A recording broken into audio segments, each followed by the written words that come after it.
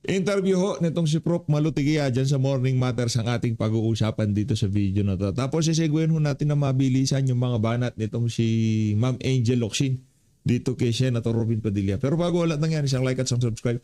Masaya na ho tayo dyan at sa mga gusto sumali sa ating community, yung join button nandyan lang ho sa baba. Ayun na nga, kagaya ho ng aking pinangako sa inyo, sinilip ko ho muna yung mga social media page nitong si Ma'am Angel Locsin, para ika nga makita natin kung saan nga ba humuhugot itong si Ma'am Angel. At base sa ating pagsisiyasat, ito ho ang ika nga sa napakatagal na panahon, ito hong pagbanat niya kay Senator Robin Padilla, ang una ho niyang ika nga sa loob ng mahabang panahon, ito yung pinakatahasan niyang pagsangkot sa usaping bayan ngayong mga panahon na to. Pero bago ulit ng yan, isang like at isang subscribe. Masaya na ho tayo dyan at sa mga gusto sumali sa ating community, yung join button nandyan lang ho sa baba. Mabilisan lang ho natin papasadahan to kasi wala ho tayong maraming oras para dito kay Ma'am Angel Locsin. Basahin lang ho natin ng mabilisan ng kanyang statement, tapos punto por punto sasagutin ho natin kung ano na kaya kabalbalan ng ginawa nitong alin na to. Kasi nababasa sa social media, ako naman ayoko namang mabasdar na yan di ba? Trust din naman natin yan di ba? Ganda kaya ni Ma'am Angel Locsin, no? Ito, pakinggan natin to. Noong mga panahong magkasama tayo, madalas mo ikwento yung panahon na namundo ka at nag-armas para ipaglaban ang bayan. Sabi mo pa nga, dinadalaw ka ng ex mo sa bundok, pambira. Pati ba naman yun? Pati ba naman yung pagdalaw ng ex nitong si Senator Robin Padilla sa bundok sa kanya, talagang ibibida mo. Anyway, personal niya ng yun. Personal niya ng buhay yun. Kung sandamukal pa na ex niya dumalaw sa kanya sa bundok, walang problema yan. Sa statement mo na to, kahit pa paano, natuwa akong makita ulit yung dating Robin Padilla na nakilala ko. At least, honest ka ngayon, kuya. Ito ba yung sinabi ni Senator Robin Padilla na komunista siya? Wala na problema sa pagiging komunista. Di ba? Wala problema dyan. Hindi wala akong masama dyan. Hanggat hindi nyo ginugurgor, hanggat hindi kayo nanggugulo sa mga pamayanan, walang problema yan. Pero pagka nagre-recruit kayo para mag-aklas at lumaban sa pamahalaan, malaki ho talaga problema yan. Di ba, Ma'am Angel? Yan ang problema natin dito Ang tanong ko lang, nasaan ka nung panahon nire-red tag ako? Nire-red tag ako kahit alam mong hindi totoo. Hindi talaga. Talaga? Hindi ba talaga? Sinasabi ko sa'yo. Actually, kasama mo pa nga at katsikahan yung mga nangre-red tag. Aba, may hugot, girl. May hugot. Naghugas kamay at pumikit sa katotohanan. Ito naman si Sen Robin. Ba't ka pumigil sa katotohanan? Ang tanong, ni minsan ba, may paganyan-ganyan ka pa nga, di ba? May paganyan-ganyan ka pa nga. Walang problema. Walang problema maging pula, maging dilaw, maging berde. As long na hindi ka nananawagan sa kaguluhan at pagpapabagsak sa pamahalaan. Okay, walang problema yan. May kanya-kanya tayong ideolohiya, may kanya-kanya tayong pinaniniwalaan. Si Senator Robin nga, siya yung sinabi, komunista ako. Ngayon show, walang problema. Ideolohiya yan. Kung pinaniniwalaan niya, respetuhin natin. Pero para i-call out mo si Senator Robin Padilla at sabihin na, nasaan ka nung nire-red tag ako? Walang problema mag-red tag. Ang problema kasi, yung mga pula dito sa ating bansa, nalilink sila sa pag-aarmas o yung pagpapabagsak sa pamahalaan. Yun ang problema. Kaya pagka itong mga to na sumisimpatya sa mga pula, pagka tinag sila na pula, dirig-diri sila. Kung ayaw nyo palang natatag na pula, di wag kayong, kasi simple lang Halimbawa ako sabihin nila, PH pula ka komunista ka Madali lang yan. Kundinahin mo ang ginagawa noong mga walang yang makakaliwa sa kanayunan. Pagka hindi sila nabigyan ng revolutionary tax, sinusunog nila yung mga bulldozer, yung mga business, ganyan sila, mga extortionist. Diba? Wala naman ideolohiya. Gusto lang nila ng pera. Parang yung mga kasama nila dyan sa House of Representatives. Kaya kailanman hindi tayo magkakaroon ng respeto sa mga yan. Isa sa mga pinakamalaking dahilan kung bakit ka binoto ng maraming Pilipino ay dahil inasahan nilang magiging matapang kang boses para sa mga kapatid nating Muslim. Totoo, hindi ba? Entrada pa lang ni Senator Robby Padilla ay talaga yung pagbati na ng mga kapatid nating Muslim. Palakpakan natin si Sir Robby. Pero bakit parang mas ipinaglalaban mo pa si Kibuloy? Naniniwala ka ba talaga na siya ang appointed siya? Anak ng Petrang Garapata. Pagka pinaglaban mo si Pastor Kibuloy, naniniwala ka na kagad na appointed son of God siya? Yan ang pinakamalupit. Angel Locsin. Sa lahat na sinabi mo na to, ito pinakaparsipikado. Hindi ba pwedeng magkaparehas lang kami ng paniniwala sa politika? Diba? Hindi ba pwedeng ganon? Hindi ba pwedeng isa siya sa mga tinitingala ngayong mga panahon na to kasi hindi siya nabili na itong administrasyon to? Hindi ba pwedeng si Pastor Kibuloy ay hindi nagpabayad at nanindigan para sa kapakanan ng ating bayan? Hindi ba pwedeng ganon? Pagka ika nga nakisimpat siya kay Pastor Kibuloy, naniniwala ka na kagad na appointed siya ng God siya? Pagdating sa relihiyon, wag nating pag-aluin yan. Ma'am, ano pa naman kayo? Maraming batang nagbabasa ng mga post nyo. Lutang ba kayo? Pambira, bilisan na lang natin. Wala akong maraming oras dito sa babae na to. dito sa napakagandang babae na to. Isa ka sa makabayang taong nakilala. Ikaw si Andres Bonifacio. Kaya nakakalungkot pag nakakabasa ako ng stand-up pagdating sa China. Stand mo pagdating sa China. Aba, talaga. Hindi ito ang Robin Padilla na nakilala at hinangaan ko. Hindi. Pambira. Hindi rin naman. Yan si Angel Locsin, yung Darnang hinangaan ko. Kahit pa paano, alam kong halos pareho tayo sa landas na dinadaanan. Galing sa hirap, nagtrabaho ng maaga, tinangkilik, at nakapagpasaya ng mga tao. Ang utang na loob natin ay sa ating Diyos at sa lahat ng Pilipino, hindi lamang sa isang tao. Ang layo. Malayo pinanggagalingan nitong si Ating. Tama na kuya, gising na. Di pa huli ang lahat. Ito sasabihin ko kay Angel Locsin.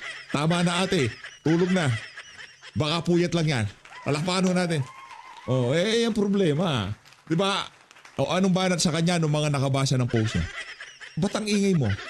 Ang ingay mo, walang yakang maldita ka. Ang dami mong dat-dat. Ang dami mong sat-sat. Ang dami mong yaw-yaw. Ika nga ng Tulpo Brothers. Tahimik ka naman sa flood control. Ito na ako si Prof. Malutigia. Good morning, lady. Sabi ko mabilisan lang naman. Kaya raratsadahin natin na mabilisan. Pero wala kaming segue. Rekta ho tayo kay Prof. Malutigia. Kasi tingin ko dito makakabawi ho tayo. Kasi yung 8 minutes na ginugol nyo sa pakikinig sa akin, kaugnay doon sa mga sinabi nitong si, pangalan ito, Darna, wala ho kayo nga pala doon. Sabihin ko na sa inyo. Yung dinaldal ko mula 1 minute hanggang 8 minutes, wala akong kwenta yun. Pasensya na ho ha. Anak ng toko, ang dami kong pwede siyagutin. Si Angel Locsin pa. Pambihira. Muslim, Pastor Kibuloy, naniniwalang appointed son of... Pambihira. Parang kumuha ng kung ano-ano tapos i-binlender mo tapos gusto mo ipainom sa amin, gano'n? Lang yung Angel Locsin to. Dito tayo. And good morning to all your viewers and Dito tayo sa itong mga magagandang reporter ng News 5. Dito naman ako bilib sa News 5. Pagdating sa mga reporter, anak ng Petrang Garapata, talagang namamayagpag po sila. Okay, so first of all, Malu, how would you assess this trial so far?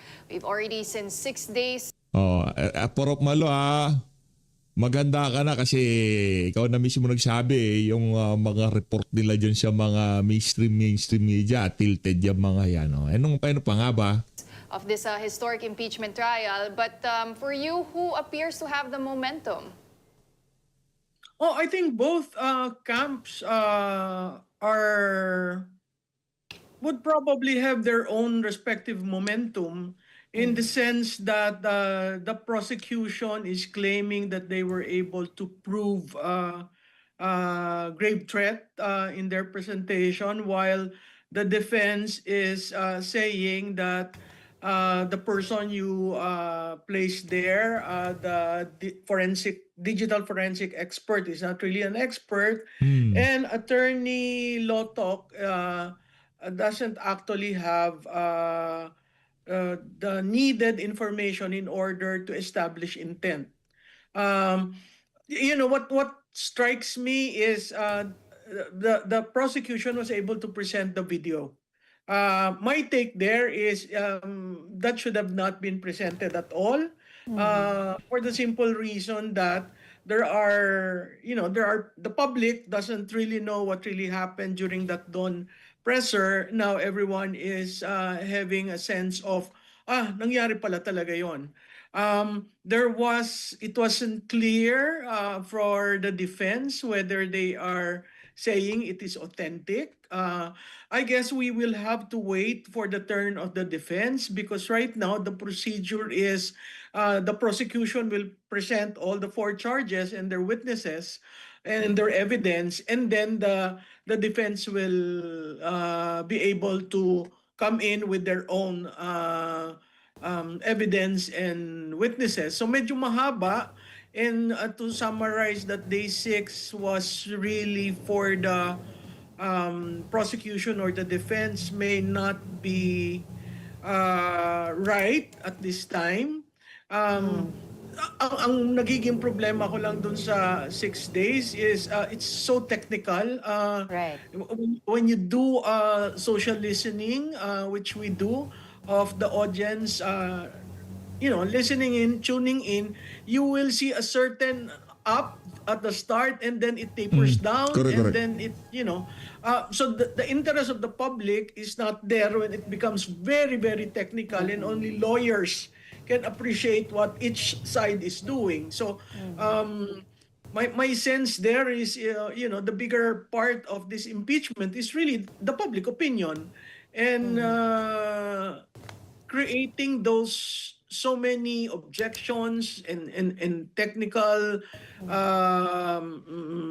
what do you call this, tactics may not be to the interest of the public, who wants to know ano ba yung evidence, Right. sino ba yung mga witness, meron bang violation. Yun lang naman, tatlo yun eh. Kumbaga, nagtutune out yung mga tao because of some of the legalese. But of course, Ms. Malu, Yun na nga, yun nga din ho ang napansin natin, no pagka-umpisa, diba?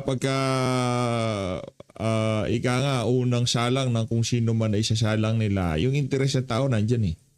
Maya-maya pagka yung tipong medyo mag-o-objection na ito, mandi-distract na. Itong si Ligutan, ayun na, medyo mawawala na ng interest ang ating mga kababayan. Ano yun eh, si Ligutan, ano yun eh, yung tipong na-distractor ho siya eh. Pagka nakukuha na ng depensa ang momentum nila, kala siguro nito si Ligutan, hindi natin napapansin.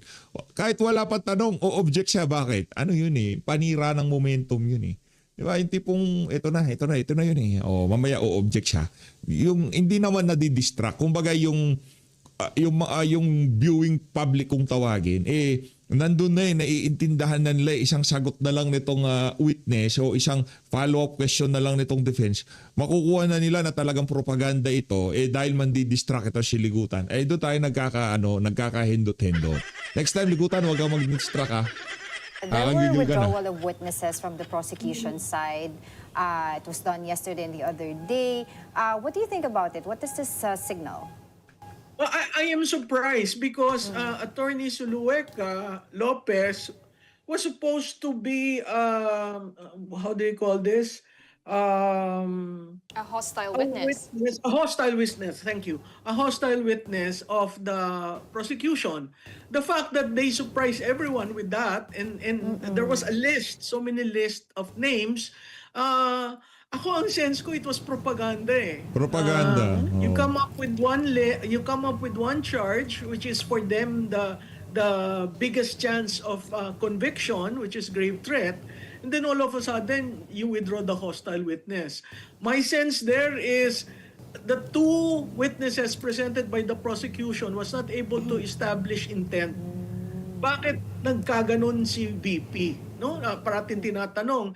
Yung una, sinasabi niya wala daw siyang personal knowledge. Ito naman pangalawa, puro technical problems with the subpoena and the affidavit. And then, when once asked, do you think that there was intent? Sa palagay daw nila, may kinuha ng assassin pero wala siyang personal knowledge. Those are not conclusive. No? So, ang sense ko, yung pag-withdraw is Attorney Lopez will be able to say to the trial court that yes, I was there, yes, this happened to me, and that is why the Vice President went to my custodian room and was able to say that. Kasi ang kailangan i-establish doon, bakit nagtawag ng press conference na madaling araw? Right. The intent was really to stop transferring Attorney Lopez to the Women's Correctional at Dawn. Bakit? So, yun yung hindi ko maintindihan ba't sila nag-withdraw, and then nag-withdraw sila in the middle of everything. Of course, they said, redundancy, surplusage, etc. For them kasi na-establish na daw nila yung betrayal of public trust. Pero dapat tinanong mo, bakit nagkaganon? Ba't yung utterances, no? Parating sinasabi ni Attorney Lotok, the utterances determines a pattern. So bakit nagkaroon ng utterances na ganon? Yun ang hindi natin nakita kasi kung pumunta dun yung si Attorney Lopez at saka yung isa kasi is I think Sergeant at Arms at that time. Ng House of Representatives. Oo. Bello, So Captain Bello. mako-connect mo dun sa ini-establish nung dalawang nauna. Ngayon, yung kay Matibag, that's a surprise. There's talk going around that he will claim that there is an assassin but he cannot reveal it because of national security. So, it's weaponizing the whole process. Okay. So, ang magiging, ang tawag dito, magiging script dito, meron assassin pero hindi pwedeng i-reveal dahil national security. Siguro, sa executive session pwede naman. Di ba? Yung closed door na lang, palabasin yung mga pangit na reporter ng mainstream media dyan. Tapos alamin natin talaga kung totoo. Kasi mahirap na Baka binubola lang tayo ng matibag-matibag na yan. Yes. Let's just establish what is the evidence, what are the evidence, and are the witness fit and they have personal knowledge of what happened. Yun ang kailangan para hindi nagugulo yung nangyayari at naiintindihan ng taong bayan ano ba talaga itong grave threat. You already mentioned a while ago the public want to know, and of course the public need to know. But with regard, by the end of yesterday's hearing, the defense complained about the prosecution's explanations on why they withdrew witnesses, and the impeachment court reminded both sides to stop explaining. But again, on the public side, for the people watching, that's how we understand, kaya siya hindi natatawagan dahil ganito. So can we get your stand on this? Oo, alam mo, kasi napakahaba nung dalawang witnesses hindi ko maintindihan ba't inalaw na ganon kasi kung paulit-ulit na yung sagot, 'di ba? So sana na-explain rin sa public kung bakit nagwi-withdraw, hindi lang yung manifestation na ganon, nasabi kung bakit surplusage, kung bakit redundant, kasi importante yun sa public. Kasi, di ba, ina-announce nila ang susunod ng mga witness, ito. So, yung publiko, naghihintay syempre yan, kumukuha ng time kung ano man yung ginagawa nila para mapakinggan ano ba talagang nangyari. So, sa tingin ko, itong sa grave threat, walang klaradong na-establish unless, yun nga, they are able to present an assassin and there was a contract. The reason why I do not like the video to be played is because merong conclusion na sinabi si Attorney Lotok eh. It shows fitness to hold office. And that is a conjecture. Kailangan in-establish nila bakit naging ganyan si BP. Anong nangyari? Yun nga yung sinasabing mens rea or intent. Hindi naman napakita ng klarado. Pero Malu, why is it still so important to establish context? Ano? Kasi kung tatanungin yung prosecution for them, na-establish na daw At galingan mo magtanong ha, iyang pagiging ika nga, angkor dyan sa Morning Matters, di lang pwede, di lang puro blue blast on, saka lipstick ha. Galing-galingan natin kasi maraming nakikinig sa atin. Magagaling na pa naman yung mga tagapakinig kayo. Buti na lang si Prof. Malo ang guest nyo. Pag nagkataon, wala tayo sa PH update ngayon. yung authenticity and the provenance Ay, of this Prof. Malu. video, and the mere utterance of these grave threats for them already constitute a violation of the Constitution and betrayal of public trust, because the Vice President, as the second highest official of the land, is expected to conduct herself to a very high standard. Yeah, well, bumahing. the context is very important Eh, because bumahing. of such a framing of such conclusion, no? That the Vice President has to show proper decorum, the language she used. You know, I hasten to say that tama yung sinabi ni Attorney Binluan. She is not here as the Vice President. She is mother, sister, daughter. Lahat tayo ng mga Pilipino, in one time of siguro yung iba marami, sa akin marami, minsan nagwawala, minsan nagagalit, minsan may nasasabi tayo, but that is not the sum total of the character of the individual. Kasi kailangan kang bumabalik dun sa sinabi mo, Pauline, yung context. Kailangan makita. Bakit, kunyari, may nanaksak. Bakit nanaksak? 'Di ba? May nagalit, may nagtapon ng libro. Bakit nagtapon ng libro? Importante 'yon kasi hindi tayo pwedeng humusga base sa utterances lamang. Kailangan may proof. Kaya ang feeling ko dito sa charge number 4 na ginawa nilang una, dahil sabi nila dito talagang madadapa si BP. Are you establishing the character to hold office? That is not impeachable. Diba? What may be impeachable is, ano bang nangyari? Nag-threaten. Yung threat ba ginawa? May nangyari ba? May namatay? May attempt?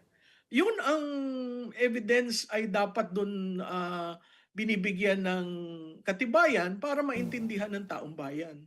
But of course, Ms. Malu, other people would say na by providing context, does it justify the utterances, the threat na binigay ng Vice President to the President? No. Point blank, no. But the context will tell you what is the frame of mind when she said those things. It doesn't justify threatening anyone in a democratic country, no? But you will always have to go back to bakit sinabi? Ano bang nangyari, no? At ang gusto ko nga sana pagkatapos ng prosecution makapag-present na ang defense, kaso hindi yun ang napag-agreehan nilang sistema. Oo. So parang i-hold mo yung conclusion mo sa isip mo, hihintayin mo ang defense na bumalik para i-present yung witness nila on grave threats, no? At makikita doon lamang natin mako-conclude, oo, no? So right now it's kind of hard because you're just making a decision based on two witnesses who, in my book, one is not an expert and the other one did not investigate thoroughly the acts that are being alleged. Yesterday, we also heard the oral arguments for both sides. And Representative Chel Jokno mentioned Senator Alan Peter Cayetano back in the Corona trial as well. And I just wanted to ask you, how would you compare the current set of prosecutors and defense attorneys to those during the Corona and maybe the Estrada trials, and not just the prosecution and the defense, also the senator judges? Like, any similarities, marked differences? Mahirap yung tanong mo, Cheska, no? Maraming magagalit sa akin, pero Kaya nga marami. Ito naman si ating kasi magtanong na. Ay, si mga tanong te. Pambira. I will try to answer. Yung mga prosecutor at defense dati, may gravitas eh. Yung mga senador, may gravitas. Pag tumayo, alam mong may laman at may sasabihin. Hindi ko sinasabing walang gravitas itong set. Pero even the way they deliver, the way they verbalize, articulate, they visualize the language so that Filipinos will be able to understand. Ibang-iba. Ito parang, I'm sorry to say, parang magkakabarkada, magkakaedad, batuhan sila. Todo mo na, Miss Malu, wag ka na I know, maging please don't mabait. hold back. We wanna Kaya nga, ito naman si Prof. Sibakin mo na yung mga sisibakin mo, Prof. Di ba? We wanna hear it from you. Parang hindi mo maiko-compare dun sa impeachment. Yun na lang, hindi mo maiko-compare sa impeachment ni President Erap at ni CJ Corona. Yung mga senator judge, no? Siguro it will take time for them to get the hang of it. Yung iba kasi hindi pa alam yung kung nabasa mo ba yung brief, naintindihan mo ba, no? Maraming catching up. At iilan lamang ang lawyers dito sa 20th Congress, unlike Yeah. before na maraming lawyers, kaya nakakapagtulungan, nasasabi kung ano. Ang namimiss ko yung mga likes ni Justice Cuevas, di ba? Yung talagang may gravitas. Cuevas, oo. Kahit nung panahon ni Estrada, Salonga. yes, talagang mga kuwan, pag nagsalita, talagang may laman. Tapos kung ikaw yung sa prosecution or defense, parang magugulat ka, iisipin mo, oo nga, no, tama siya. So yun yung kuwan. Walang elder statesman or stateswoman. Imagine, Parang mo naman sinasabi, si Kapunan, walang kwenta mga si... Ang bira naman itong si Prof. Malu. Kapunan yan eh. Di ba? Abogada yan ng mga artista. Abogada ni Atong Ang. if Miriam was alive and she's there, imagine if Marcoleta was there. Wala yung razor sharp na batuhan eh. Lahat objection lang ng object, tapos magro-rule. But also to be a fly on the wall at that caucus, ha? Yes. Diba? So, but this is what we have in the Senate. So, I hope they step up because the public is really, this is the first time kasi na Vice President eh. Sa ating parliament, sa ating impeachment history. At saka second time na ma-impeach. So, sana napaghandaan ng maayos. Pero Malu, do you agree that aside from gravitas, ang hahanapin din dito ng taong bayan ay yung consistency mula sa senator judges? I'm asking that because Congressman Shell Diokno pointed out yesterday that during the Corona impeachment trial, Senator Alan Peter Cayetano actually supported the presentation of initial financial documents to be subpoenaed, diba? And yan din yung point of contention ngayon. So how do you think he will vote on this matter as well as the other senator judges na rin? Alam mo, masyado lang direct yung maganda yung delivery ni Attorney Chel Diokno at saka ni Attorney Mike Powa. Yung presentation nila crystal clear yung difference. Tama ka na si Senator Cayetano for the previous impeachment, ganun yung decision. I think they will have to debate on that publicly instead of going to caucus, because caucus, people are not there, people do not know what happened. So I'm looking at the Monday when they are able to question directly both Attorney Jokno and Attorney Fowa for their points. Yun lang, mahirap kung titingnan mo si Senator Cayetano kasi yun yung position niya before. Magbabago ba siya? Depende. Siguro he will come up with elements why he will change his decision now. But yeah, you're correct. Historically, he made that motion and manifestation before. Now, Balu, sabi nga nila na tapos napakahaba nitong oral arguments na to yesterday on the issue of the BIR box, kung dapat ba ipasapina ng impeachment court or not. But also there's a shortcut to this. Why shouldn't the President write letter of request para matapos na ito? Or this will also look like the President is nangingialam, which in fact, sinasabi ng kampo niya na hindi naman daw sila nangingialam dito sa impeachment trial na ito. Well, I mean, I'm going against that statement. Nangingialam sila para mabawasan yung mga senator, judges, no? Makikita mo talaga yung pangingialam at saka yung weaponizing the process.